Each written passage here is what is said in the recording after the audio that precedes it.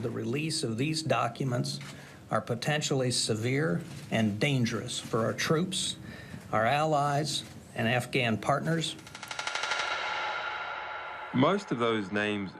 La plupart des noms étaient mentionnés volontairement. Il fallait qu'ils soient publiés. C'est juste de publier les noms des hommes politiques, des généraux, des fonctionnaires. Il est aussi légitime de publier les noms des personnes qui ont été tuées et dont les meurtres doivent faire l'objet d'une enquête. Il est juste de publier les noms de complices qui ne sont pas eux-mêmes en danger. Maintenant, est-ce qu'il y avait les noms de villageois qui ont donné des informations et qui pourraient faire l'objet de représailles? Il y avait bien des noms de villageois qui ont donné des informations. C'est une négligence regrettable, mais elle n'est pas de notre fait. C'est l'imprudence des militaires américains qui n'auraient jamais dû publier ces noms, qui les ont classés confidentiels avant de les rendre accessibles. C'est aussi la responsabilité des journalistes du New York Times, du Spiegel et du Guardian, qui n'ont jamais fait allusion à ce genre d'informations alors qu'ils devaient examiner chaque document. Cela dit, après avoir examiné ces documents et après avoir discuté avec des gens en Afghanistan, nous étions convaincus que personne ne serait tué à cause de cela. Julian Assange se cache. La moitié des médias de la planète est à sa poursuite. Une équipe d'agents de renseignement américains est sur sa trace. On parle d'extradition et d'emprisonnement.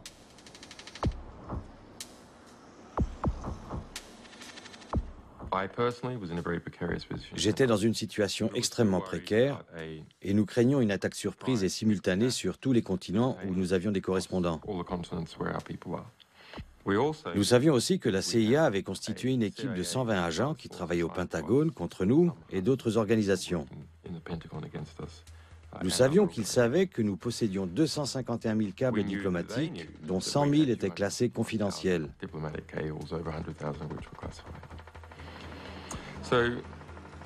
Dans ces conditions, nous étions disposés à confier au Guardian une copie de ce matériel pour le mettre en sécurité. C'est Julian Assange qui a écrit ce petit mot. C'est une espèce de souvenir qui date de juillet 2010. Il a noté le mot de passe qui devait nous permettre d'accéder à l'ensemble des 250 000 dépêches du département d'État. Il a ajouté que ce fichier serait détruit quelques heures plus tard. Le mot de passe était un recueil de documents d'histoire de 1966 à aujourd'hui, suivi d'un petit signe. Il m'a dit, voilà ce que j'ai noté, mais quand vous entrerez ce mot de passe, il faudra ajouter un mot supplémentaire pour que la phrase devienne un recueil de documents d'histoire diplomatique. J'ai dit, très bien, Julian, je m'en souviendrai, et j'ajouterai le mot supplémentaire. On était dans un James Bond.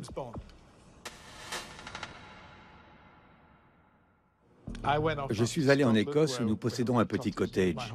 C'était mes vacances, mais je ne les ai pas passées à gravir les montagnes écossaises comme je l'avais espéré.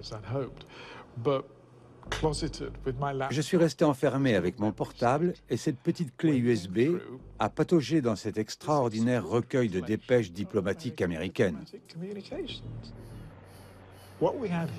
Il y avait là de quoi compliquer ou déstabiliser les relations des États-Unis avec une centaine de pays.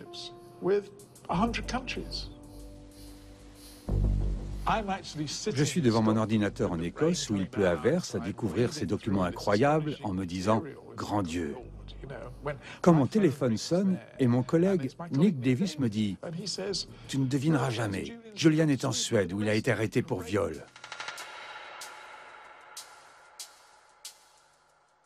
Samedi 21 août 2010, je trouve un mail d'un journaliste américain avec un lien vers le site du quotidien suédois Expressen, dont la première page annonce que Julian a été inculpé de viol sur 2 femmes. De toute évidence, c'est une blague, je n'arrive pas à y croire. C'est une parodie satirique. J'avais été à Stockholm avec Julian et j'avais fait la connaissance du coordinateur de Wikileaks pour ce pays, un journaliste très sympathique, Donald Bostrom. Avant de l'appeler, j'ai envisagé différentes hypothèses. Une, celle de ces femmes qui veulent coucher avec des célébrités pour pouvoir vendre leur histoire aux journaux. 2, une machination d'un groupe d'extrême droite qui a fabriqué cette histoire pour le discréditer. ou encore un coup tordu des autorités américaines. J'ai appelé Donald et je lui ai demandé « Qu'est-ce qui se passe ?» Il m'a répondu « Mon ami, j'ai le regret de te dire que c'est vrai. » C'était une histoire extraordinaire. Julian avait choqué ces deux femmes par ses pulsions sexuelles incontrôlées. Il leur avait sauté dessus sans utiliser de préservatif, alors qu'elles l'exigeaient. Après qu'il ait couché avec elle et s'être si mal comporté, elle s'était revue et avait exigé qu'il fasse un test HIV. Donald Bostrom, l'ami de Julian, servait d'intermédiaire entre ces femmes et Julian. Elles exigeaient qu'il fasse un test et Julian s'y refusait absolument. Alors elles ont dit « S'il ne le fait pas, nous porterons plainte ». Quand il a fini par accepter de faire le test, il était 17 heures passées un vendredi soir. Et apparemment, il est impossible de trouver une clinique ouverte à cette heure-là à Stockholm. Donc il n'a pas fait le test. Les femmes ont mis leurs menaces à exécution et sont allées à la police.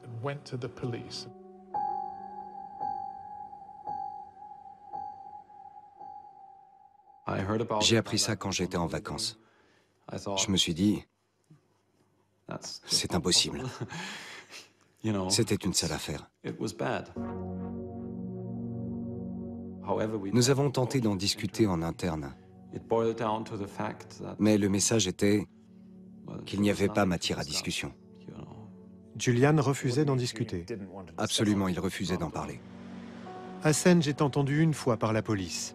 Et il quitte la Suède en déclarant « Il ne s'agit pas d'une enquête pour viol, mais de quelque chose de plus sinistre ».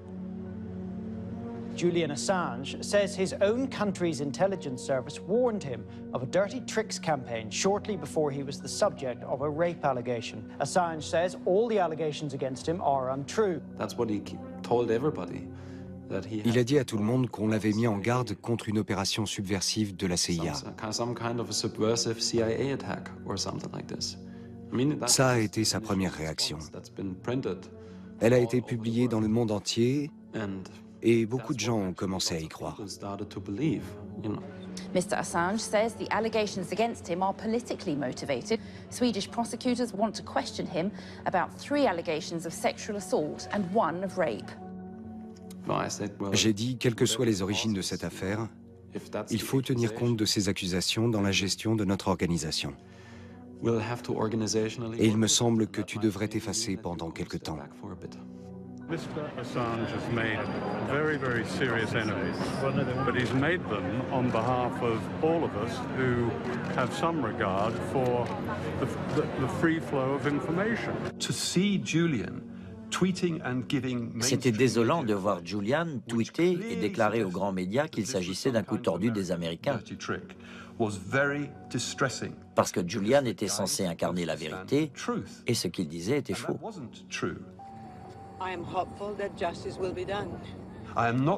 Je ne dis pas que Julian est coupable, je n'en sais rien. Ce que je dis, c'est que Julian a trompé le monde entier quand il a prétendu qu'il s'agissait d'une conspiration organisée par les Américains.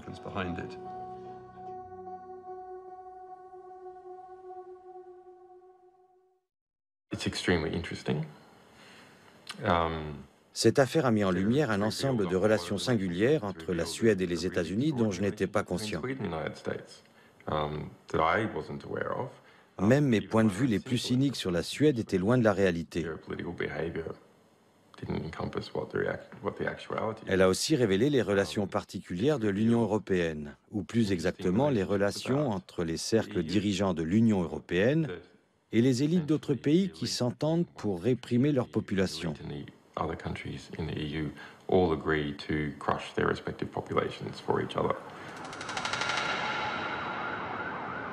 De retour à Londres, Assange règle ses comptes avec ceux qui, au sein de Wikileaks, remettent en cause son rôle de dirigeant. Il suspend Daniel Domscheit-Berg pour manque de loyauté, insubordination et déstabilisation dans une situation de crise. Dans une organisation, c'est dangereux qu'un individu n'ait de compte à rendre à personne. Ce n'est pas comme ça que l'on gère une organisation. Pourtant, une fois de plus, cela faisait partie des principes fondateurs de Wikileaks. Les alliés d'Assange dans la presse s'intéressent davantage au prochain scoop. 360 000 dépêches militaires en provenance d'Irak.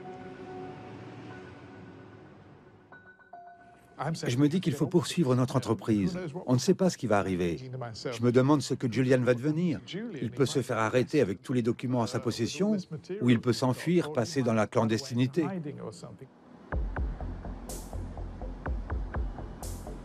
Il s'agit de rapports de terrain comme pour l'Afghanistan. Mais les incidents révèlent un conflit plus sanglant qu'on ne l'imaginait.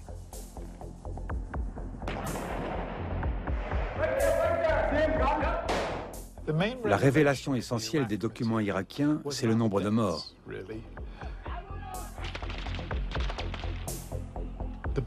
Le nombre de victimes était considérable. Plus de 100 000 personnes de toute origine ont été tuées en Irak.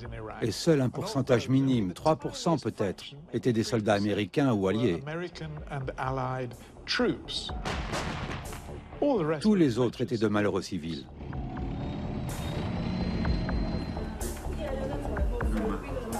J'avais sélectionné de nombreux documents sur les détenus torturés par les forces de sécurité irakiennes. Les Américains avaient connaissance de 1300 cas, y compris des gens torturés à la perceuse électrique, électrocutés, blessés par balles et qu'on avait laissés sans soins. Et les prisons continuent à se remplir. Tout cela s'est produit après Abu Ghraib et traiter ainsi des prisonniers était de toute évidence contraire aux lois internationales.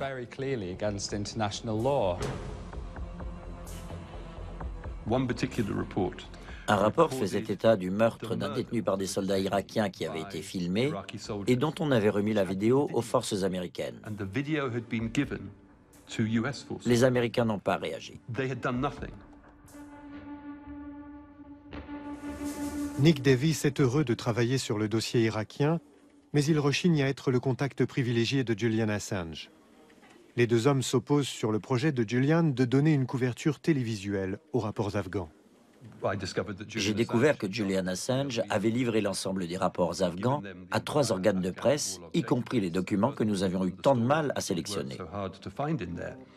Il savait très bien qu'un organe d'information s'investit dans des dossiers uniquement s'il a une garantie d'exclusivité. Il nous avait donné cette garantie et nous avions investi des dizaines de milliers de livres dans ce projet. Mais il a tout donné à d'autres médias.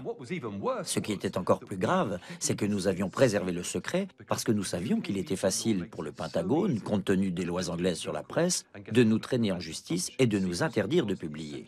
Le secret était vital et il a tout exposé. Nous avions fait confiance à ce type et il était impensable pour nous qu'il ait pu manquer ainsi à sa parole.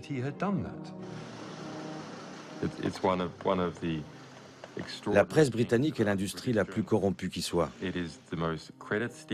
Elle est prête à voler, à se prostituer, à vous poignarder dans le dos. Et Nick Davis fait partie de cette industrie. On s'était entendu pour impliquer la télévision seulement au dernier moment. Et c'est ce que nous avons fait. Il m'a dit que cela faisait partie de notre accord. C'était un mensonge. S'il vous avait dit ça, vous auriez pu être tenté de le croire, mais c'est à moi qu'il le disait. C'est moi qui ai négocié cet accord avec lui. Nous avons eu de nombreuses conversations à ce sujet. Il a inventé cette clause. Ce qui est intéressant, c'est qu'il croit ce qu'il invente. Quand il m'a dit que cela faisait partie de notre accord, il en était persuadé. C'est la même chose quand il évoque un coup tordu du Pentagone à propos de ces 2 femmes en Suède. Il le croit vraiment. Je crois que tous les gens qui l'ont approché sont passés par les mêmes phases. On commence par le trouver sympathique et soudain, on découvre un type monstrueux. Qu'est-ce qui s'est passé? On découvre un homme profondément malhonnête. Je ne crois pas avoir jamais rencontré un type aussi malhonnête que Julian.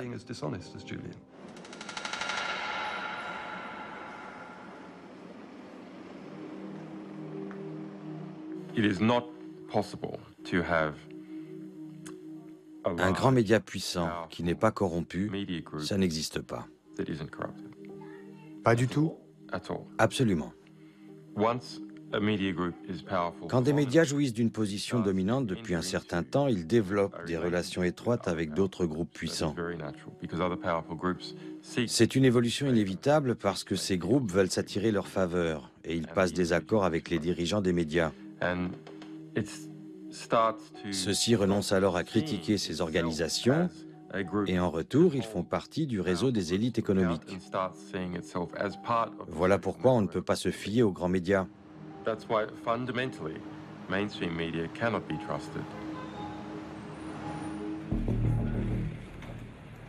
L'alliance de plus en plus fragile entre Assange et les grands médias survit pourtant assez longtemps pour assurer la publication des documents irakiens. This disclosure is about the truth. We take all allegations of human rights abuses seriously. Mais le lendemain, le New York Times publie en première page un portrait de Julian Assange. Il y est présenté comme un dictateur imprévisible qui ne supporte pas la contradiction. L'article souligne que le procès suédois a des effets dévastateurs sur le moral des membres de Wikileaks. Au cours de toutes les conversations que nous avons échangées, Julian Assange n'a cessé de se plaindre, de me faire la leçon ou de critiquer le New York Times.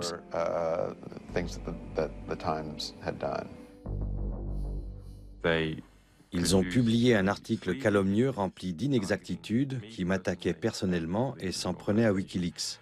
C'était facilement vérifiable. C'était une attaque malhonnête, digne de la presse à sensation. Il a exigé une rétractation. Je crois même avoir entendu le mot diffamation. Je l'ai écouté jusqu'au bout, mais nous avons refusé de nous rétracter. Furieux, Assange décrète que le New York Times est exclu de l'accord. Il n'aura pas accès au dernier lot de documents, le plus révélateur, 250 000 dépêches secrètes envoyées par les ambassades américaines du monde entier. Nous avions compris très vite que nous avions affaire à un individu imprévisible. Et je n'ai pas été choqué d'apprendre qu'il avait l'intention de nous exclure du projet. Mais j'ai éprouvé un sentiment de perte. Il a fait savoir que le New York Times n'avait pas été correct avec lui et que par conséquent, notre journal ne participerait pas à la publication majeure, celle des dépêches diplomatiques. C'est alors que le Guardian est venu à notre secours. J'ai décidé de ne pas exclure le New York Times du projet et de ne pas trahir notre partenaire. Et j'ai donné au New York Times une clé USB qui contenait les dépêches.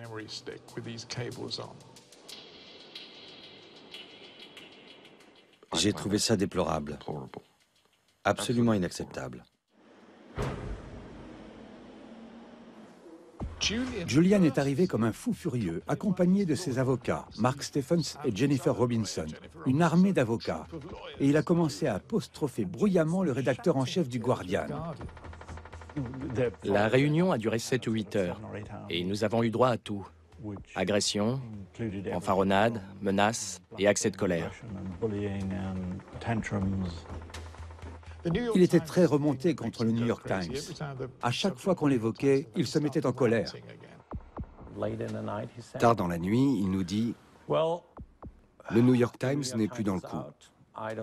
Et je ne pense pas que nous ayons un accord avec le Guardian ou le Spiegel. » Je lui réponds « Julian, dans ce cas, vous n'avez plus d'accord avec le Spiegel. Parce que nous avons travaillé depuis le début avec le New York Times et le Guardian. » Il a répondu « On peut se passer du Spiegel » et il est sorti. Il m'a serré la main en me regardant dans les yeux comme un parrain de la mafia et il m'a dit « Faites attention ». J'ai trouvé ça ridicule, ce type qui me menace. Je n'ai plus reparlé à Julian depuis. Je lui en voulais beaucoup.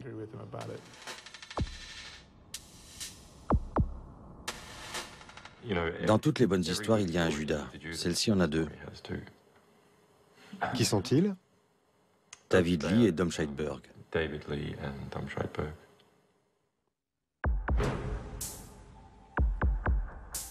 Alors que le partenariat entre Assange et les grands journaux se délite, les conditions d'incarcération de leurs sources présumées s'aggravent.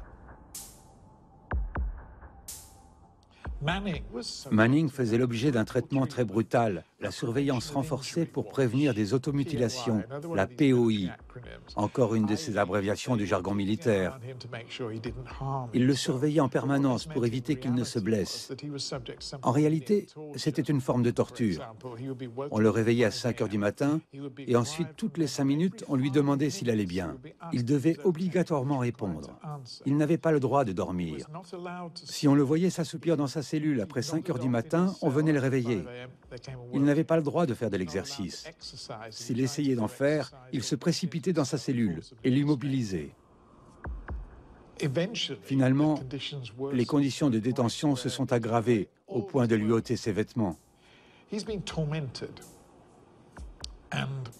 On l'a harcelé dans l'espoir qu'il craque et implique Assange dans une conspiration pour laquelle les Américains pourraient l'inculper.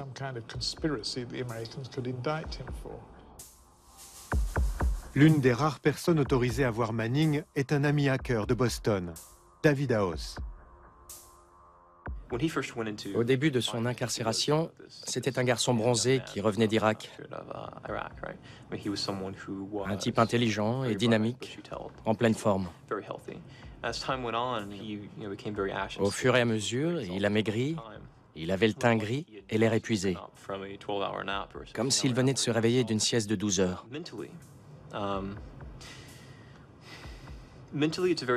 Pour juger de son état mental, il faut l'avoir connu avant.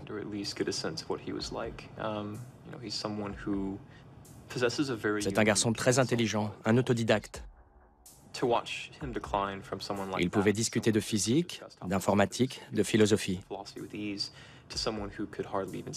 J'ai retrouvé un type qui pouvait à peine parler, qui vous regardait fixement, murmurant quoi. Son état s'était dégradé considérablement. Et c'est très pénible de voir ainsi décliner un ami. Les journalistes se soucient peu de la situation de Manning. Je ne pense pas beaucoup à Manning et à l'épreuve qu'il traverse. C'est une autre histoire. C'est rangé dans une autre case dans ma tête.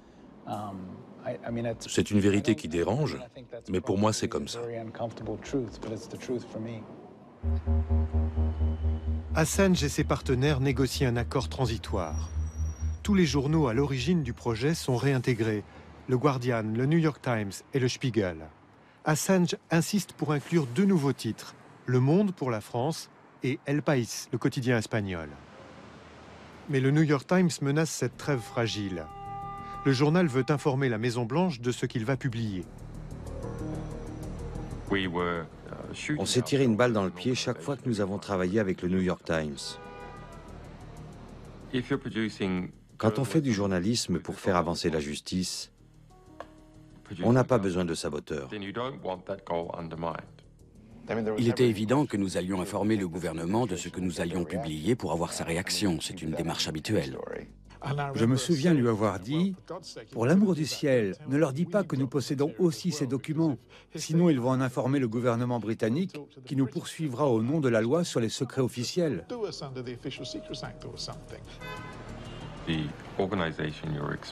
L'organisation que l'on dénonce ne devrait pas être informée avant les victimes. Bill Keller m'a dit un jour qu'il était journaliste, mais ce n'est pas mon type de journaliste. Dieu merci, je ne fais pas du journalisme à la manière de Bill Keller. Cette fois, la Maison-Blanche est furieuse et prête à agir. Elle ne veut pas que l'on publie quoi que ce soit.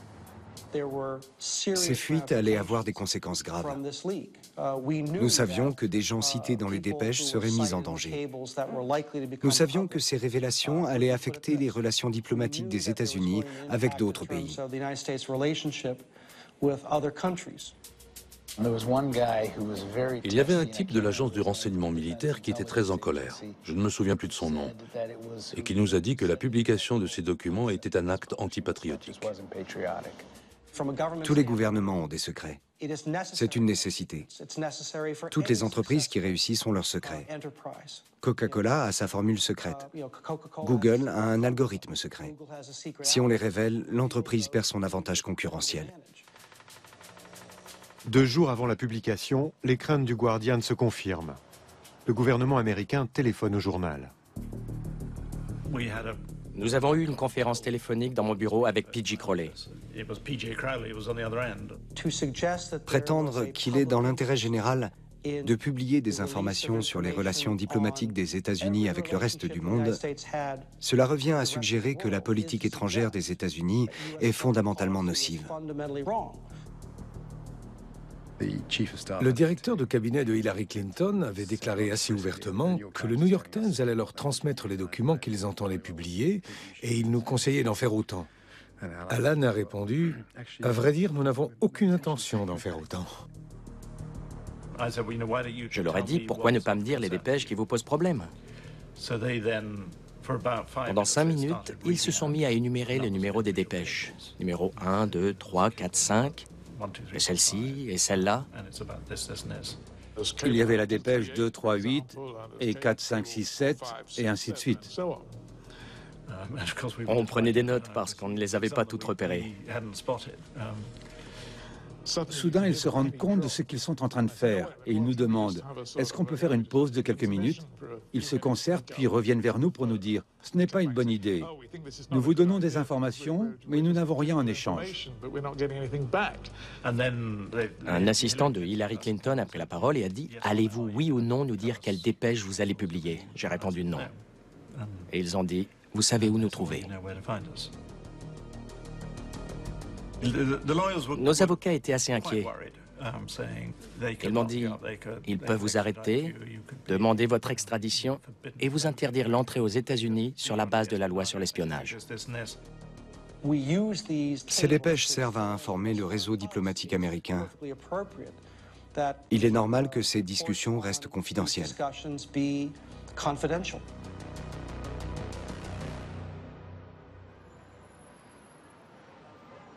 Nous sommes à quelques heures de la publication du scoop du siècle.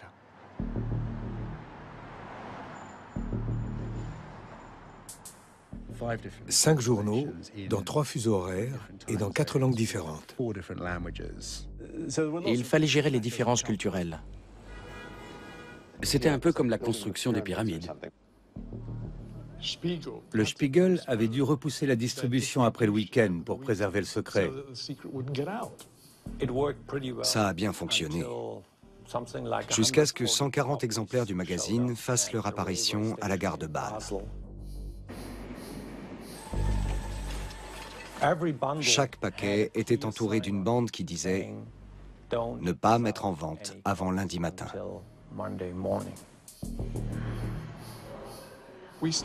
Nous avons commencé à voir apparaître des tweets sur ce sujet. Quelqu'un avait acheté un exemplaire à la gare de Bâle.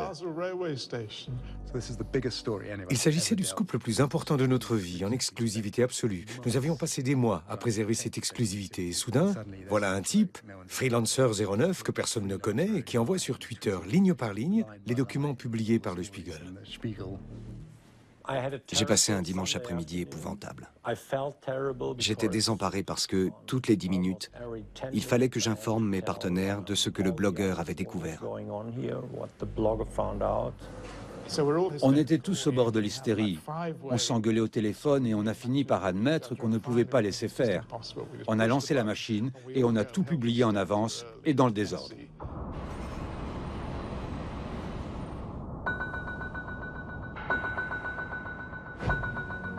The United States strongly condemns the illegal disclosure of classified information. Il y avait des propos incendiaires au sujet de la Russie, qui étaient qualifiés d'État mafieux. What WikiLeaks has done amounts to espionage. It's probably the single greatest act and most terrible act of espionage against the United States in our history. Hillary Clinton, la secrétaire d'État, avait demandé à des membres de son ministère de recueillir des échantillons d'ADN de diplomates étrangers, ce qui est une violation de la Convention de Vienne. Selon le règlement des Nations Unies, les diplomates ne doivent pas se livrer à des activités d'espionnage. Information warfare is warfare, and Julian Assange is engaged in warfare. L'impact médiatique a été considérable. Peu de gens ont mesuré l'étendue du phénomène, parce que chaque pays était touché par son propre scandale. The way to deal with this is pretty simple. We got special ops forces. I mean, a dead man can't leak stuff. Le département d'État était grillé. On avait révélé les commentaires de tous les diplomates en poste, contraints de travailler avec leurs homologues et avec les chefs d'État, qui désormais savaient tout ce qu'on disait d'eux dans les dépêches. Que peut-on imaginer de plus embarrassant?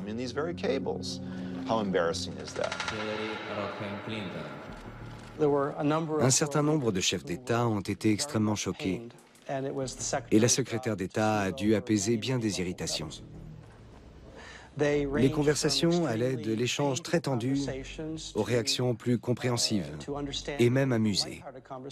Un ministre des Affaires étrangères lui a dit « Hillary, ne vous en faites pas. Si vous saviez ce que nous disons de vous... » Elle a déclaré qu'elle passerait le reste de sa vie à s'excuser. Vraiment? Elle peut passer le reste de sa vie à s'excuser des crimes qu'elle a autorisés.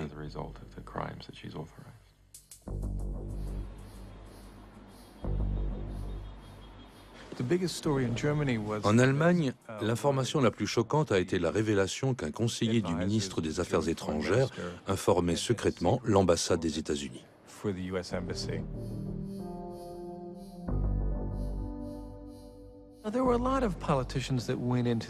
De nombreux hommes politiques fréquentaient l'ambassade des États-Unis, où ils échangeaient des potins sur la bêtise d'un tel ou l'absence d'avenir d'un autre. Tout cela était assez inoffensif.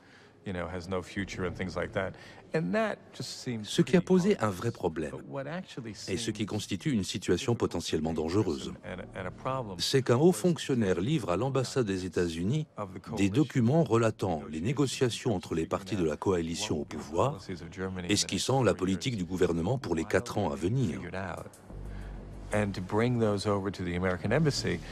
Cela permettait aux Américains d'agir et de peser sur les événements. Il était très choquant de voir un diplomate de haut niveau être plus loyal envers les États-Unis qu'envers l'Allemagne.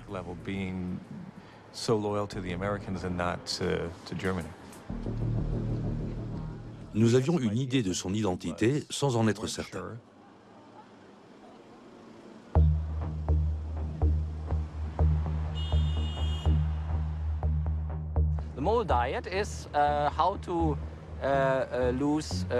Le régime de la taupe consiste à perdre 6 kilos en 10 jours. Ce n'est pas facile, et je ne conseille à personne de suivre le régime de la taupe.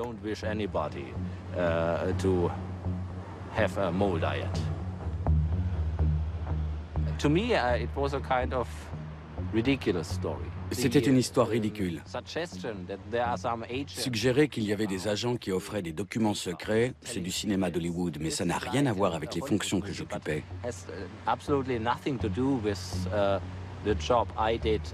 Aujourd'hui à Berlin, des tas de gens font ce que je faisais.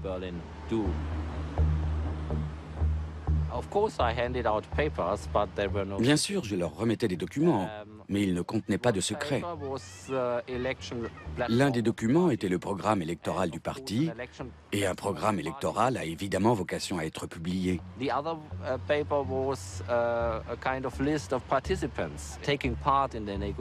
L'autre document était la liste des participants aux négociations. C'était un communiqué de presse vieux de 3 jours. On m'a inculpé de trahison et d'espionnage, ce qui a déclenché une enquête du parquet fédéral.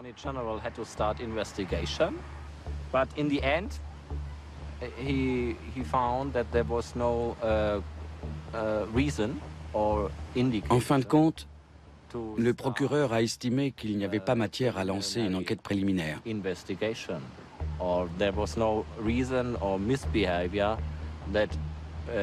Qu'il n'y avait pas de raison d'entamer une procédure.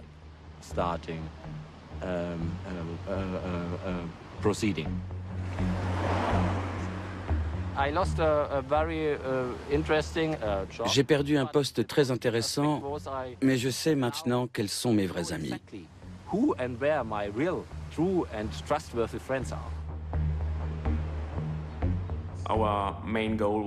Notre but n'était pas de démasquer un cadre moyen au sein du parti. Notre objectif était de montrer à quel point Les Américains avaient pénétré le monde politique allemand. Il me semblait qu'ils étaient souvent mieux renseignés que bien des hommes politiques allemands. Internet a ouvert un nouveau territoire au journalisme. Quand vous créez de gigantesques bases de données et quand vous les rendez accessibles à un certain nombre d'individus, il y aura forcément des fuites. Ces fuites ne porteront pas sur un document à la fois, mais sur une montagne de documents. Une fois piratée, une base de données circule dans le monde entier en quelques secondes. À mesure que les dépêches sortent, elles retiennent l'attention d'une région du monde.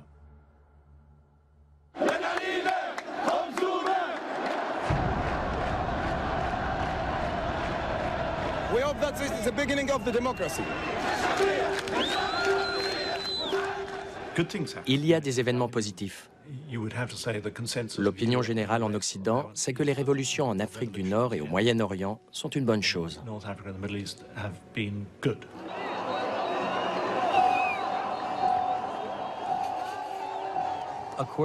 Selon tous les observateurs, les gens se sont mis à manifester parce qu'ils en savaient plus sur leur pays et sur ses dirigeants.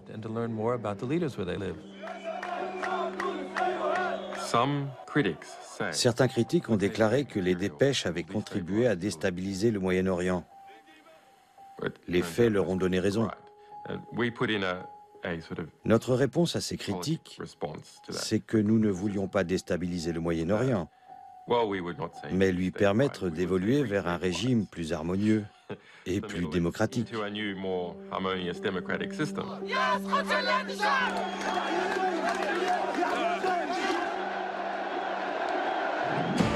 Behind bars in Britain tonight, the founder of the whistleblowing website WikiLeaks is refused bail. Julian Assange. Un autre événement attire l'attention des caméras du monde entier. Julian Assange tente d'échapper à une procédure d'extradition qui l'obligerait à comparaître devant les tribunaux britanniques.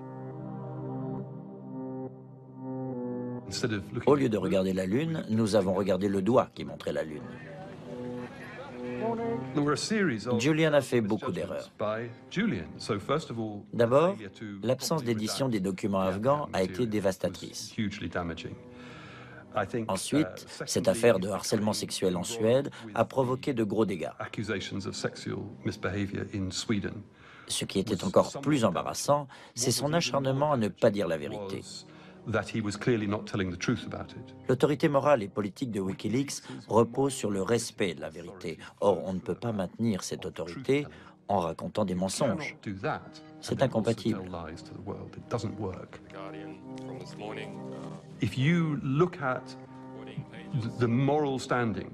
L'autorité morale de Julian Assange était immense le dimanche soir où nous avons publié les rapports de terrain afghans. Aujourd'hui, il a perdu non seulement son autorité morale, mais aussi son impact politique, sa crédibilité. Quant à Bradley Manning, qui attend son procès, il a perdu le soutien qu'il aurait pu espérer.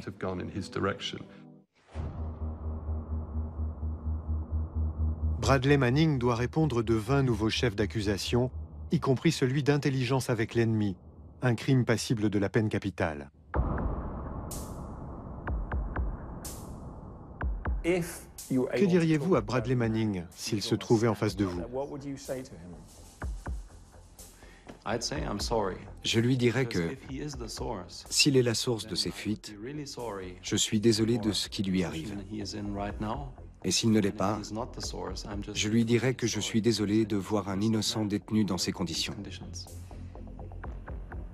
Cette affaire m'a servi de leçon et je sais ce que je ferai à l'avenir. Si je me trouvais dans une situation analogue, j'arrêterais certainement les publications ou j'attendrais que la situation se décante pour avoir une idée claire du contexte. Ces rapports de terrain d'Afghanistan et d'Irak sont des documents historiques.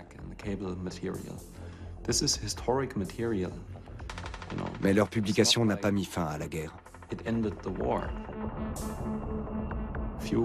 Retarder leur publication de quelques mois n'aurait pas changé grand-chose, mais cela aurait pu peser sur le sort d'un homme. Alors que les avocats de Manning préparent sa défense, on assiste à un dernier épisode du feuilleton WikiLeaks. Bravant la réprobation unanime, Julian Assange annonce qu'il va publier in extenso toutes les dépêches diplomatiques.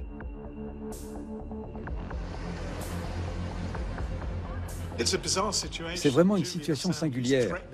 Julian Assange menace de publier l'ensemble des 250 000 dépêches du département d'État sans les expurger ou les éditer. Nous sommes opposés à cette publication et nous l'engageons à ne pas le faire. Nous considérons que c'est irresponsable. En ce moment même, Julian lance un sondage auprès de ses abonnés Twitter pour savoir s'il doit tout publier. La réponse est évidente, c'est non.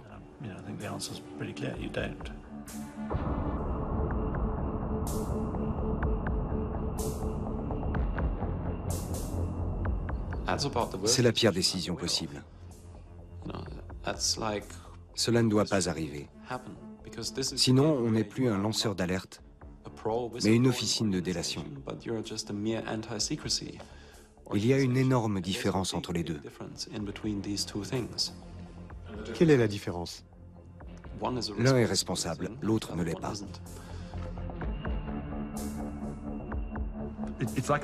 On est dans une tragédie grecque.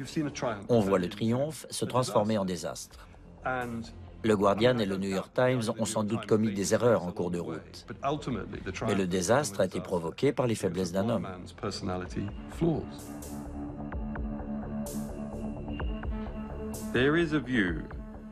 Certains soutiennent l'idée que l'on ne devrait pas s'exposer à la critique d'avoir commis ou d'avoir contribué à commettre un acte potentiellement immoral. Pour eux, c'est plus important que de sauver des vies. D'après cette logique, il vaudrait mieux laisser mourir 1000 personnes que de risquer d'en écraser une en se portant à leur secours. D'un point de vue philosophique, je trouve cette position répugnante.